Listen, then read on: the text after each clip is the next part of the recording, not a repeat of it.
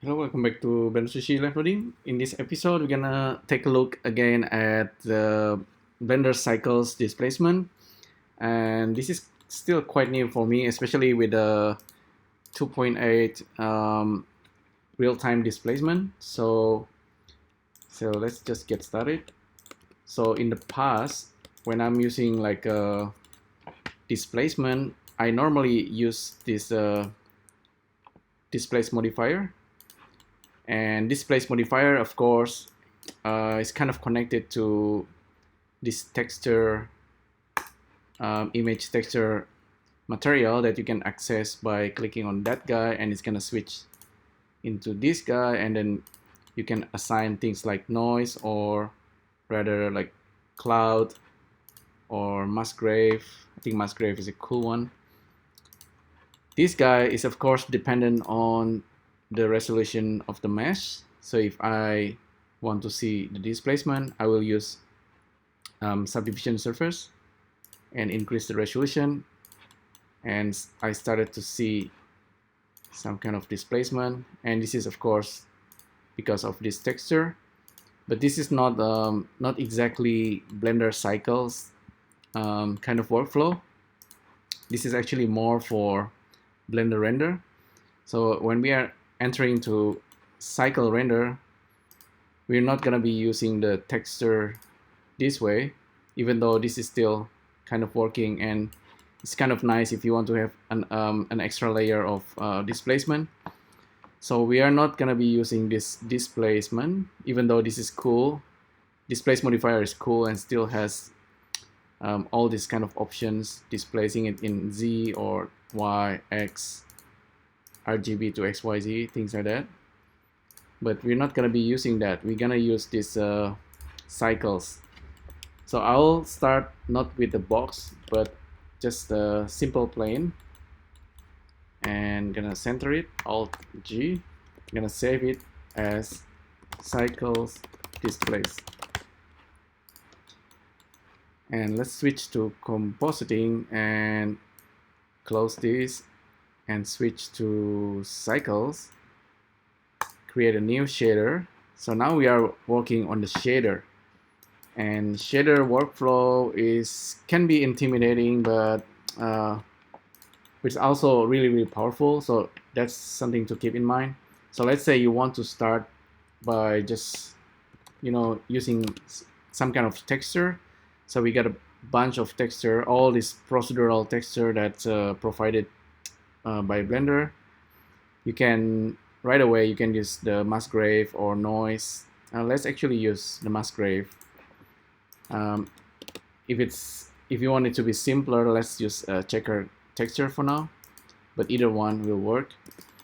And for the texture, we need to have texture coordinate. So normally for the basic usage, just use the generated texture. If your 3D mesh have UV, you can use UV. Sometimes you use object as well, but let's use generated for now. So if I plug generated into the Musgrave, and the color goes into the color, so this is of course again procedural texture.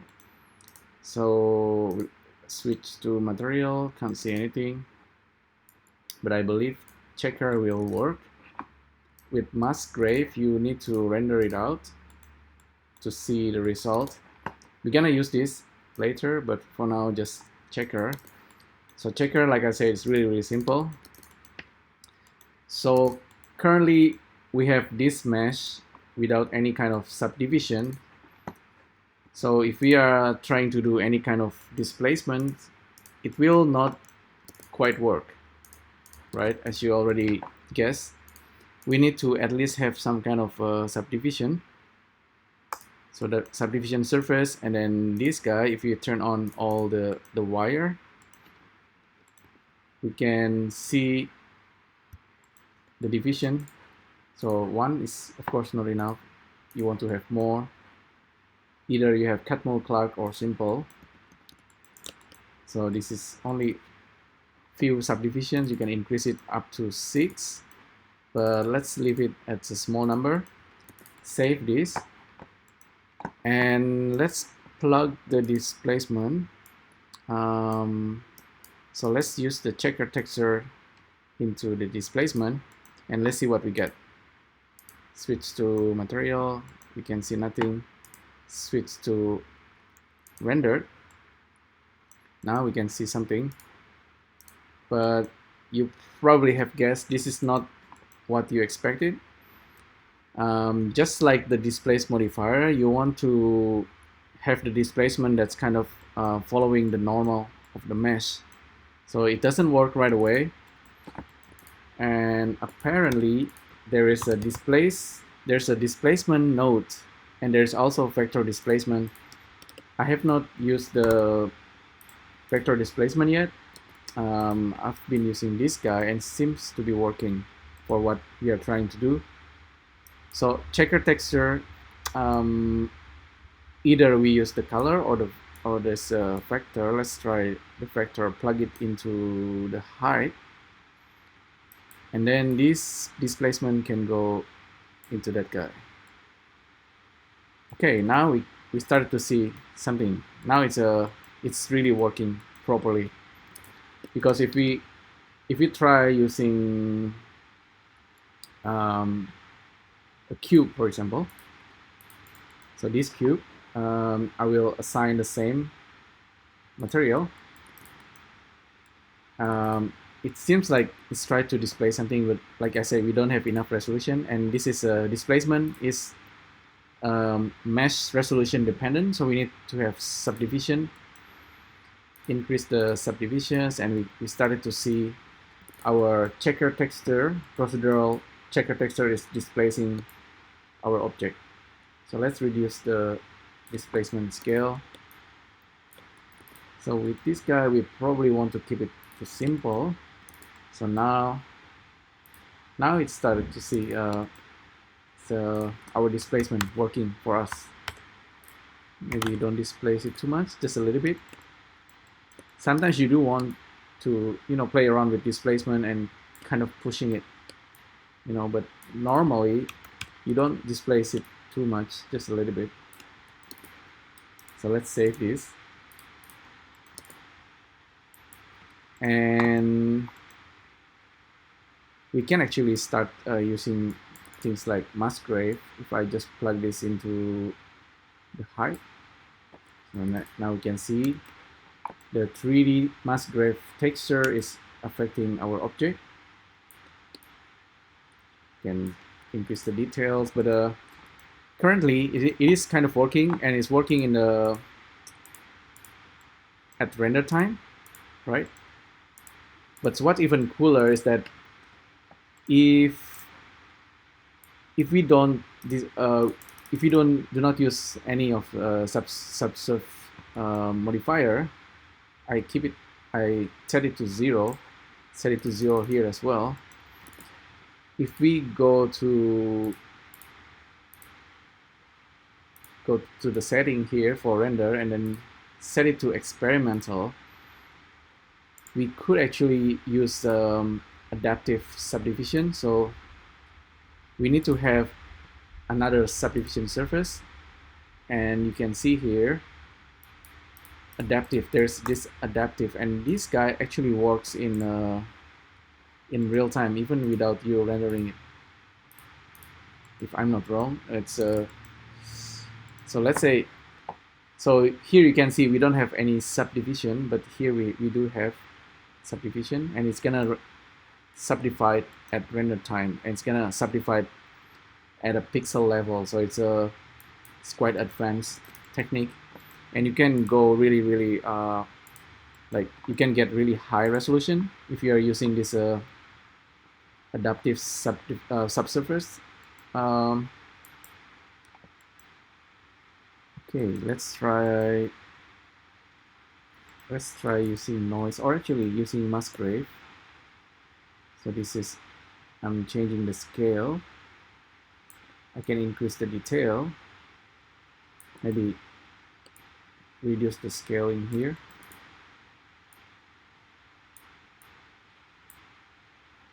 Sometimes at some point the you might be using like super high res subdivisions, or the detail, it gets too detailed, and then your computer probably cannot update it in real time anymore.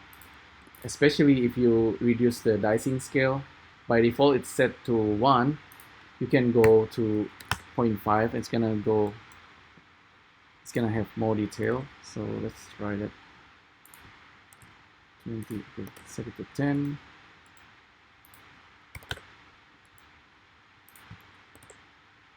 So with things like a shader, especially with displacement, and then procedural texture for displacement, is you're gonna spend a lot of time looking at the render. Sometimes actually it's a good idea not do it in real time. So if we are like unplug the displacement and just look at the color for now. So this is checker texture. Let's get rid of it for now. Switch to Musgrave. Okay, this is the Musgrave. We can scale it more. See, you can get a lot of detail.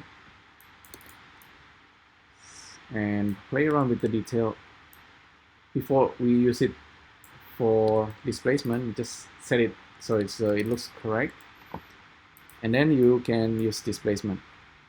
So that's the result that we get. Instantly we can see our plane and our cube, or it's now, because it's subdivided, it's become like a sphere. It's working really well for us. We can even add more subdivision here because we have 2 subsurf modifier, and yeah, it's actually quite interesting.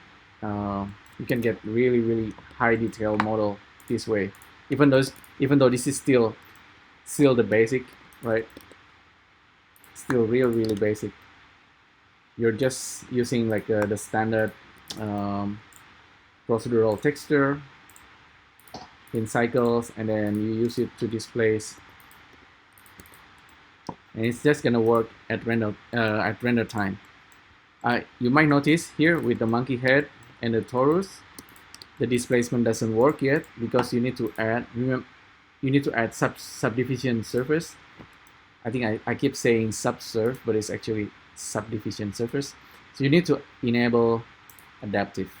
So that really will give you a lot of details. I think if we are, so I just added another subsurf.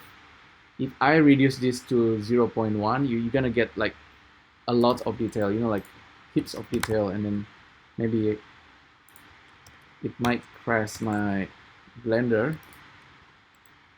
But as you can see, because we have like this almost like real-time interactive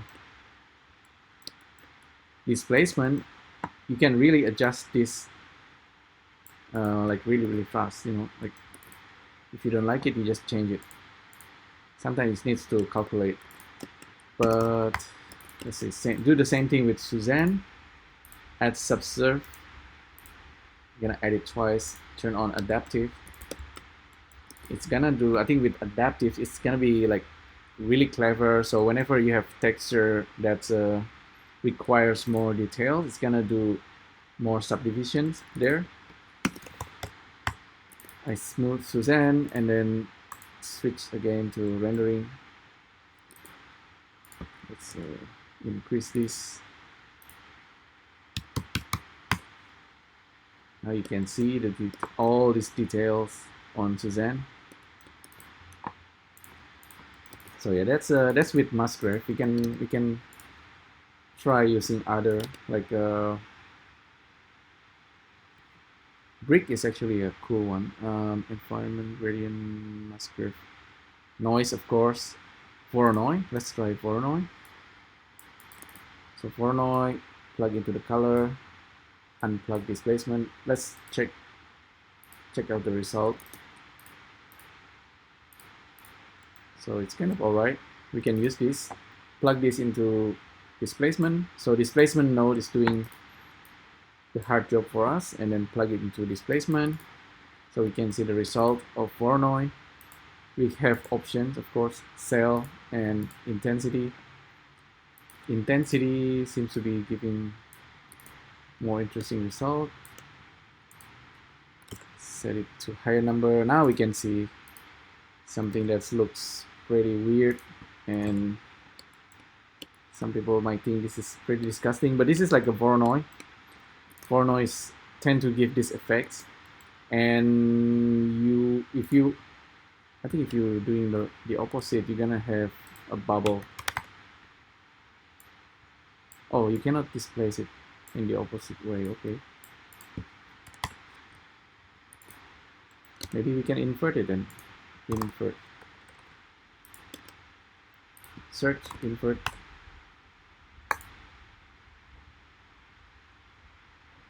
It's calculating.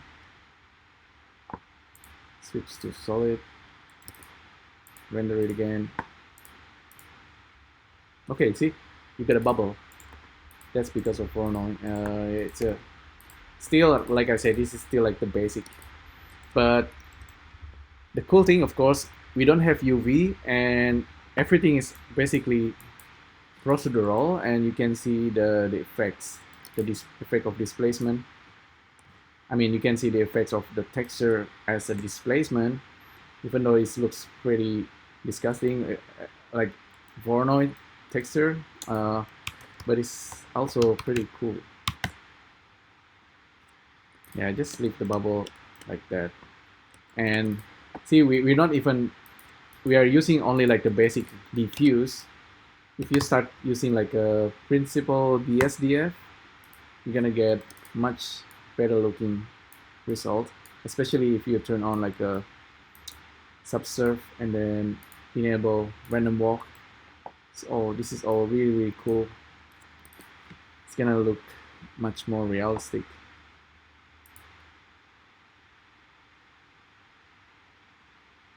Yeah, it takes a while, you know, but on my computer, because I'm recording as well.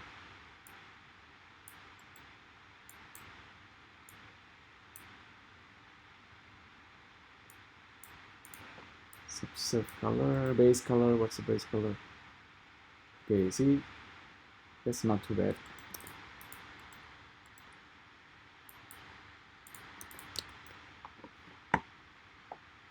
Principles BSDF, especially with this random walk and subsurf, will give you a really nice result. So yeah, that's basically a quick demo of cycles and displacement. I think this is the correct way to do it. You can experiment with it. Previously, I actually do it the wrong way. Maybe I should show you how I did it wrong. So previously, I plug the color directly into displacement, so that's wrong, right? And then I thought, okay, maybe I need to use geometry and the normal, and kind of doing this separations XYZ of the color, and then get the normal from the geometry, and then I'm using math. So this is the wrong way, but it's kind of work as well, which is pretty interesting. Maybe you can do it this way. So see, I'm basically multiplying the normal with the texture, and then combine it all, and then plug it into the displacement. Let's have a look. Look, sometimes you get this interesting result in the 3D scene. So yeah, you get that, because I need to maybe multiply the normal.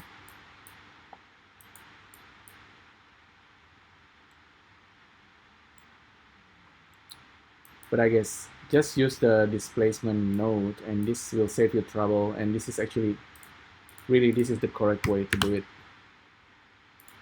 Not sure if it's actually documented, but sometimes with Blender you just gotta try to do it yourself.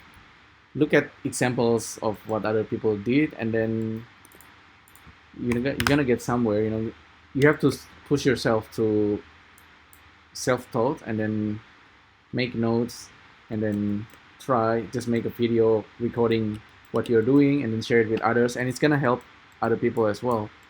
That's how you learn in Blender. Okay. Give it a different color. For funky color, you can use magic texture. Just use the basic setup, plug it into the base color, or plug it into the subsurf color, and get a control over the base color. See, that's pretty interesting, right? Yeah, so that's pretty much it. It's again just a quick look at displacement. This is the wrong way to do displacement. This is the correct way, and this is I'm using 2.79, but this is gonna be for Blender 2.8. This is why we have this real-time displacement. So it's gonna be really powerful. Hopefully you find this useful. Thanks again for tuning in, and I'll see you next time. Thank you. Bye.